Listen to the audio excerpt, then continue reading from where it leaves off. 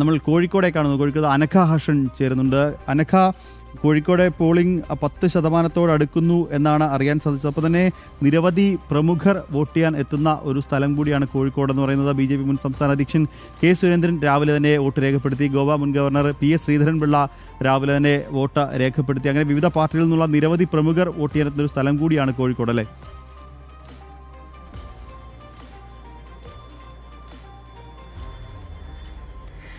Nikhil, 8.61% polling ആണ് 9:30 കോഴിക്കോട് ജില്ലയിൽ രേഖപ്പെടുത്തിയിരിക്കുന്നത്.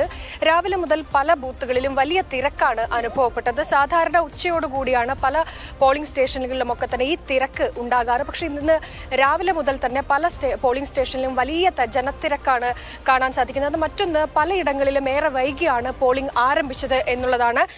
Mukkam Karassery ward booth number 1-ൽ 10-ലധികം ഓപ്പൺ വോട്ട് ചെയ്തു എന്ന പരാതിയുമായി ചിലർ രംഗത്ത് വന്നിട്ടുണ്ട്. അതായത് ആ വാർഡിലേക്ക് ഓപ്പൺ വോട്ട് സാധാരണ ഏതെങ്കിലും തരത്തിൽ പ്രശ്നമുള്ളവരെ, അങ്ങനെ വോട്ട് സ്വന്തം ചെയ്യാൻ സാധിക്കാത്തവരെ കൊണ്ടാണ് ഇത്തരത്തിൽ ഓപ്പൺ വോട്ട് ചെയ്യുന്നത്. പക്ഷെ അങ്ങനെ അല്ലാതെ മനഃപൂർവ്വം ചിലർ ഇത്തരത്തിൽ ആളുകളുമായി എത്തി 10-ലധികം ഓപ്പൺ വോട്ടുകൾ ഈ മുക്കം ബൂത്ത് നമ്പർ 10-ൽ ചെയ്തിട്ടുണ്ട് എന്നുള്ള ആരോപണവുമായി ചില രാഷ്ട്രീയ പാർട്ടികൾ രംഗത്ത് വന്നിട്ടുണ്ട്. ഇതുമായി ബന്ധപ്പെട്ട് തെരഞ്ഞെടുപ്പ് കമ്മീഷന് പരാതി കൊടുക്കും എന്നാണ് ഇവർ പറയുന്നത്.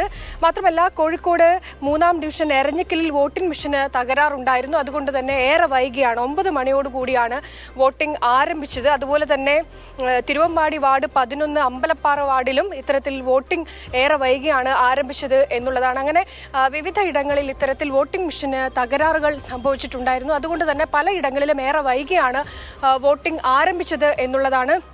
ഇപ്പോഴും കോഴിക്കോട്ടെ ഒരു സാഹചര്യം എടുത്താൽ വലിയ രീതിയിലുള്ള ത്രികോണ പോരാട്ടം നടക്കാൻ സാധ്യതയുള്ള ഒരു സ്ഥലം കൂടിയാണ്. കോഴിക്കോട് കോർപ്പറേഷൻ കഴിഞ്ഞ 45 വർഷമായി ഇടതുഭരണമാണ്. അതുകൊണ്ട് തന്നെ അതിൽ ഇത്തവണ വലിയ രീതിയിലുള്ള വിള്ളൽ ഉണ്ടാക്കുമെന്നാണ് NDA പറയുന്നത്. അതിൻ്റെ രീതിയിലുള്ള പ്രവർത്തനം കഴിഞ്ഞ ഒരു വർഷത്തിലധികമായി ഈ കോഴിക്കോട് നടത്തുന്നുണ്ട്. അതിൻ്റെ ഒരു ആവേശവും അതുപോലെ തന്നെ പ്രവർത്തകർ അല്ലെങ്കിൽ വോട്ട് ചെയ്യാൻ എത്തുന്നവരുടെയൊക്കെ ഇടയിൽ നിന്ന് നമുക്കത് മനസ്സിലാക്കാൻ സാധിക്കും എന്നുള്ളതാണ്. വലിയ രീതിയിലുള്ള തെരഞ്ഞെടുപ്പ് പ്രചാരണം, അതിനുശേഷം ഇന്ന് ജനങ്ങൾ വോട്ടിംഗ് ബൂത്തിലേക്ക് എത്തുകയാണ്. കോഴിക്കോട് കോർപ്പറേഷനിൽ വലിയ ശക്തിയായി, ഒരു നിർണായക ശക്തിയായി മാറാൻ കഴിയുമെന്നാണ് NDA പറയുന്നത്. മാത്രമല്ല, കഴിഞ്ഞ തവണ 23 ഇടങ്ങളിൽ 2-ാം സ്ഥാനത്തായിരുന്നു. ആ തവണ ഇത് 1-ാം സ്ഥാനത്തേക്ക് എത്തിക്കഴിഞ്ഞാൽ കോഴിക്കോട് കോർപ്പറേഷൻ പിടിക്കാൻ സാധിക്കുമെന്നുള്ളതാണ് NDA പറയുന്നത്. അങ്ങനെ നോക്കുകയാണെങ്കിൽ കോഴിക്കോട് കോർപ്പറേഷൻ എല്ലാ ഇടങ്ങളിലും താമര വിരിയും എന്നുള്ളതാണ്. കോഴിക്കോട്ടെ എല്ലാ പ്രമുഖരും ഇതിനോടകം തന്നെ വോട്ട് ചെയ്തിട്ടുണ്ട് വിവിധ ബൂത്തുകളിൽ എന്നുള്ളതാണ്. നമ്മളിപ്പോൾ നിൽക്കുന്നത് കാരപ്പറമ്പ് ബൂത്തിലാണ്. ഇവിടെ അല്പസമയത്തിനകം തന്നെ MT രമേശ് വോട്ട് ചെയ്യാൻ എത്തും എന്നുള്ളതാണ്. രാവിലെ മുതൽ ഈ സ്കൂളിലേക്ക് വലിയ തിരക്ക് അനുഭവപ്പെട്ടിരുന്നു. പക്ഷെ ഇപ്പോൾ അല്പം തിരക്ക് കുറവുണ്ട് എന്നുള്ളതാണ്. ഇനി ഏകദേശം ഒരു 11 മണിയോടുകൂടി ഒക്കെ ആയിരിക്കും ആളുകൾ കൂടുതലായും ഈ പോളിംഗ് സ്റ്റേഷനിലേക്ക് വോട്ട് രേഖപ്പെടുത്താൻ എത്തുക എന്നുള്ളതാണ്.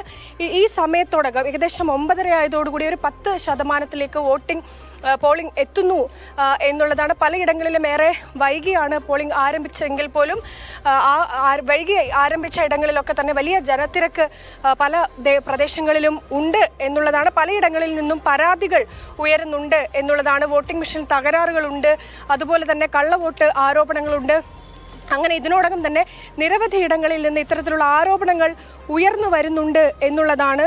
ഇപ്പോഴും ആളുകൾ ഈ പോളിംഗ് സ്റ്റേഷനിലേക്ക് എത്തുന്നുണ്ട് എന്നുള്ളതാണ്. ഏറെ നിർണായകമാണ് ഇനിയുള്ള നിമിഷങ്ങൾ. കോഴിക്കോട് കോർപ്പറേഷനെ സംബന്ധിച്ച് അത് തിരിച്ചു പിടിക്കുക എന്നുള്ളതാണ്. ഇതിൽ കോഴിക്കോട് കോർപ്പറേഷനിലെ പോളിംഗ് എന്ന് പറയുന്നത് 13.23%. അതുപോലെ കൊയിലാണ്ടി 15.3%. അതായത് പോളിംഗ് വലിയ രീതിയിൽ ഉയരുന്നൊരു സാഹചര്യമുണ്ട്. ആളുകൾ പോളിംഗ് രാവിലെ തന്നെ വോട്ട് രേഖപ്പെടുത്താൻ എത്തുന്ന ഒരു സാഹചര്യം കൂടി കോഴിക്കോട് ഉണ്ട് എന്നുള്ളതാണ്. കോഴിക്കോട് കോർപ്പറേഷൻ ആര് ഭരിക്കും, ആരാകും കോഴിക്കോട് കോർപ്പറേഷനിൽ ഉണ്ടാവുക എന്നതടക്കമുള്ള വലിയ കാര്യങ്ങൾ കോഴിക്കോട് വലിയ രീതിയിൽ ചർച്ച ചെയ്ത ഒരുപാട് വിഷയങ്ങളുണ്ടായിരുന്നു. അതൊക്കെ ജനങ്ങൾ മറുപടി പറയുമെന്നാണ് NDA പറയുന്നത്. അതിനുവേണ്ടിയുള്ള പ്രചാരണങ്ങളാണ് കഴിഞ്ഞ ഒരു മാസത്തിലധികമായി കോഴിക്കോട് ഉണ്ടായിരുന്നത്. എന്തായാലും ഇപ്പോൾ നിലവിൽ ആളുകൾ ഇങ്ങനെ പോളിംഗ് സ്റ്റേഷൻ വോട്ട് രേഖപ്പെടുത്താൻ, തങ്ങളുടെ സമ്മതിദാന അവകാശം രേഖപ്പെടുത്താൻ ഈ പോളിംഗ് സ്റ്റേഷനിലേക്ക് ഇങ്ങനെ എത്തുന്നുണ്ട് എന്നുള്ളതാണ്. രാവിലെ വലിയ തിരക്ക് പല പോളിംഗ് സ്റ്റേഷനുകളും ബൂത്തിലും ഉണ്ട് എന്നുള്ളതാണ് നിഖിൽ. ശരി അനഘ, നമ്മൾ കണ്ണൂരേക്കാണ് പോകുന്നത്. കണ്ണൂർ പരിയാരം പഞ്ചായത്തിൽ CPM ഗുണ്ടകൾ UDF സ്ഥാനാർത്ഥിയെ മർദ്ദിച്ചതായി പരാതിയുണ്ട്. UDF 16-ാം വാർഡ് സ്ഥാനാർത്ഥി TV സജീവരെയാണ് മർദ്ദിച്ചത്. പരിയാരം ഹൈസ്കൂളിലെ 2-ാം നമ്പർ ബൂത്തിൽ വെച്ചാണ് മർദ്ദിച്ചത്. പാപ്പിനിശ്ശേരി ഹിദായത്ത് സ്കൂളിൽ യന്ത്ര തകരാറിനെ തുടർന്ന് വോട്ടെടുപ്പ് വൈകിയിട്ടുണ്ട്. 18-ാം വാർഡിലെ 1-ാം ബൂത്തിലാണ് വോട്ടെടുപ്പ് വൈകിയത്. മിഥുൻ പിള്ള കണ്ണൂരിൽ നിന്ന് ചേരുന്നുണ്ട്. മിഥുൻ, നമ്മൾ രാവിലെ പറഞ്ഞ ഒരു കാര്യമുണ്ട്, അതായത് ചില ബൂത്തുകളൊക്കെ പ്രശ്നബാധിതമാണ്, അവിടെയൊക്കെ വെബ്കാസ്റ്റിംഗ് ഉണ്ട്, കാരണം കണ്ണൂരാണ് എന്ന് പറഞ്ഞു. പല സ്ഥലങ്ങളിലും CPM ഗുണ്ടകളുടെ അഴിഞ്ഞാട്ടം ഉണ്ടാവാൻ സാധ്യതയുണ്ട് എന്നൊക്കെ നമ്മൾ പറഞ്ഞു. അത്തരത്തിലൊരു അഴിഞ്ഞാട്ടം രാവിലെ തന്നെ കാണുന്നു. UDF സ്ഥാനാർത്ഥിയെ മർദ്ദിക്കുന്നതായി പരാതി, അല്ലേ മിഥുൻ?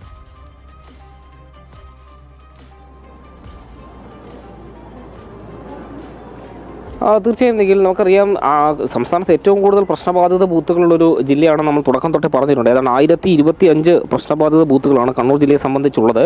ഇവിടെയൊക്കെ കനത്ത സുരക്ഷയും അതിന് വേണ്ടത്ര അറേഞ്ച്മെൻറ്റും ഒക്കെ ഒരുക്കങ്ങളൊക്കെ തന്നെ ഈ അധികൃതർ നടത്തുകയും ചെയ്തിട്ടുണ്ട്. എന്നാൽ പോലും ചിലയിടത്തൊക്കെ ഈ അക്രമ സംഭവങ്ങൾ റിപ്പോർട്ട് ചെയ്യുന്നുണ്ട് എന്നുള്ളതാണ് ഏറ്റവും ദൗർഭാഗ്യകരമായ ഒരു സംഭവം.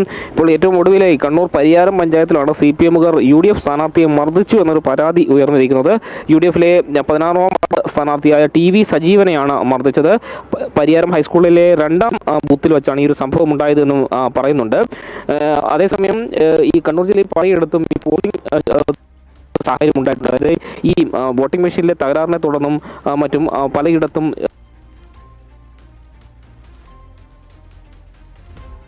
കണ്ണൂർ പരിയാരം പഞ്ചായത്തിൽ CPM ഗുണ്ടകൾ UDF സ്ഥാനാർത്ഥിയെ മർദ്ദിച്ചതായി പരാതി. UDF 16-ാം വാർഡ് സ്ഥാനാർത്ഥി TV സജീവനെയാണ് മർദ്ദിച്ചത്. പരിയാരം ഹൈസ്കൂളിലെ 2-ാം നമ്പർ ബൂത്തിൽ വെച്ചാണ് മർദ്ദനം ഏറ്റത് എന്നുള്ളതാണ് ഏറ്റവും ശ്രദ്ധേയം. അതായത് രാവിലെ മുതൽ തന്നെ മിഥുൻ പറയുന്നുണ്ട്, അതായത് ഈ പ്രശ്നബാധിത ബൂത്തുകൾ നിരവധി ഉള്ള സ്ഥലമാണ്. അവിടെയൊക്കെ തയ്യാറെടുപ്പുകളൊക്കെ പോലീസ് നേരത്തെ വരുത്തിയിട്ടുണ്ടായിരുന്നു. പക്ഷേ എന്നാലും ഇത്തരത്തിലൊരു CPMൻ്റെ ഒരു അഴിഞ്ഞാട്ടം അത് ഉണ്ടായിരിക്കുന്നു എന്നുള്ളതാണ്. മിഥുൻ, തുടരാം. ഈ പലയിടത്തും EVM പണിമുടക്കുന്നൊരു സാഹചര്യം ഉണ്ടായിട്ടുണ്ട്. കണ്ണൂർ പരിയാരം പഞ്ചായത്തിലെ മാവിച്ചേരിയിൽ വോട്ടിംഗ് യന്ത്രം പണിമുടക്കുന്ന ഒരു സാഹചര്യം ഉണ്ടായിട്ടുണ്ട്. കണ്ണൂർ പരിയാരം പഞ്ചായത്തിലെ മാവിച്ചേരിയിൽ വോട്ടിംഗ് യന്ത്രം പണിമുടക്കുന്ന ഒരു സാഹചര്യം ഉണ്ടായി. മോക്ക് പോൾ ചെയ്ത ശേഷമായി ആകെ വോട്ടുകൾ കാണിക്കാത്തൊരു തകരാറാണ് അവിടെ റിപ്പോർട്ട് ചെയ്തത്. അതുകൂടാതെ മാടായി പഞ്ചായത്തിലെ 7-ാം വാർഡിലെ 1-ാം നമ്പർ ബൂത്തിലും ഈ വോട്ടിംഗ് യന്ത്രം തകരാറാകുന്ന ഒരു സാഹചര്യം ഉണ്ടായി. പാപ്പിനിശ്ശേരി ഹിദായത്ത് ഇംഗ്ലീഷ് മീഡിയം സ്കൂളിലും വോട്ടിംഗ് അല്പം വൈകിയിട്ടുണ്ട്. ഈ പലയിടത്തും ഈ മോക്ക് പോളിംഗ് നടത്തുന്ന സമയത്ത് കൃത്യമായി ഇത് കാണിക്കാത്ത വോട്ടിന്റെ എണ്ണം കൃത്യമായി കാണിക്കാത്തതിനെ തുടർന്നാണ് ഇത്തരമൊരു പ്രതിസന്ധി ഉണ്ടായത്. ഏതായാലും അത് പരിഹരിച്ച് പലയിടത്തും ഈ വോട്ടിംഗ് പുനരാരംഭിക്കാൻ വേണ്ടി സാധിച്ചിട്ടുണ്ട്. പലയിടത്തും അരമണിക്കൂറിലേറെ വൈകിയാണ് ഈ വോട്ടിംഗ് ആരംഭിച്ചതെന്നുള്ളതാണ് എടുത്തു പറയേണ്ടത്. ഏതായാലും ഈ 9 മണി പിന്നിടുന്ന സമയത്ത് ഏതാണ്ട് 8% കണ്ണൂരിലെ പോളിംഗ് ശതമാനം എത്തുന്നു എന്നുള്ളതാണ് ഏറ്റവും ഒടുവിലായി നമുക്ക് ലഭിക്കുന്ന വിവരം.